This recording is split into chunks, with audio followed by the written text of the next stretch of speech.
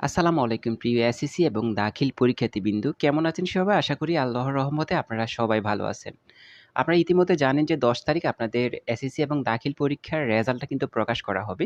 কিন্তু আপনারা এটা জানেন না যে এক্সাক্টলি কয়টায় আপনাদের রেজাল্টটা আপনারা হাতে পাবেন।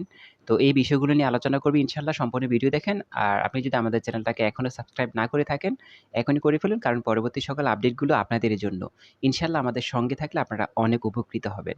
তো দেখেন বন্ধুরা, ১০ তারিখ রেজাল্ট প্রকাশ করা হবে, এটা 100% সিউর। এখন এই যে ১০ তারিখ রেজাল্টটা প্রকাশ করা হবে, কয়টায় আপনাদের রেজাল্টটা প্রকাশ করা হবে? ধাপে, ধাপে আমরা জিনিসগুলো বলতেছি। দেখেন, আমরা বিগত বছরগুলোর দিকে তাকালে কি হয়?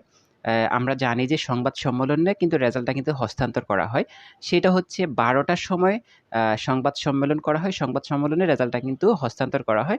তারপরে সেটা আপনাদের ওয়েবসাইটে কিন্তু উন্মুক্ত করা হয়। কিন্তু উন্মুক্ত করলে কিন্তু আপনারা রেজাল্টটা দেখতে পারেন না। কারণ এটা উন্মুক্ত করতে, করতে কিন্তু ২ টার সময় বের হয়ে যায়। তো আমরা বিগত বছরগুলোতে দেখেছি কিন্তু রেজাল্ট পেতে, পেতে ২ টা সময় লেগেছে। ২ টার পর কিন্তু আমরা আমাদের নির্দিষ্ট যে ওয়েবসাইট বলা থাকে, ২ টা ওয়েবসাইট থাকে। তো ওই ২ টা ওয়েবসাইটে আমরা কিন্তু রেজাল্টগুলো দেখতে পারবো। আমি যেটা আপনাদেরকে সরাসরি বলতে পারি যে ১২ টায় রেজাল্ট হস্তান্তর করা হবে। আনুষ্ঠানিকভাবে ঘোষণা করা হবে রেজাল্ট। কোন বোর্ড কত পার্সেন্ট পাস করেছে, কি পরিমাণ পাসের হার, জিপিএ ৫ কত পেয়েছে। তো সবকিছু নিয়ে ফেলের হারটাও কিন্তু বলে দেয়। তো এই যে সিস্টেমটা, এই সিস্টেমটা ১২ টার পর থেকে করা হয়। আর আপনাদের জন্য যে রেজাল্টটা ওয়েবসাইটে উন্মুক্ত করা হয়, সেটি ২ টার সময় করা হয়। ২ টার পর আপনারা কিন্তু রেজাল্টটা মার্কশিট সহ দেখতে পারবেন। তো এইটা হচ্ছে আপনাদের আপডেট। আপনারা কিভাবে রেজাল্টটা দেখবেন সে নিয়ে আমরা ভিডিও তৈরি করতেছি ইনশাআল্লাহ।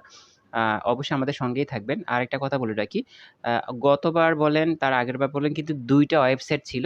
যে ২ টা ওয়েবসাইটের মধ্যে আমরা কিন্তু রেজাল্টগুলো দেখতে পারতাম। কিন্তু এবার একটা সুন্দর একটা সিস্টেম করা হয়েছে।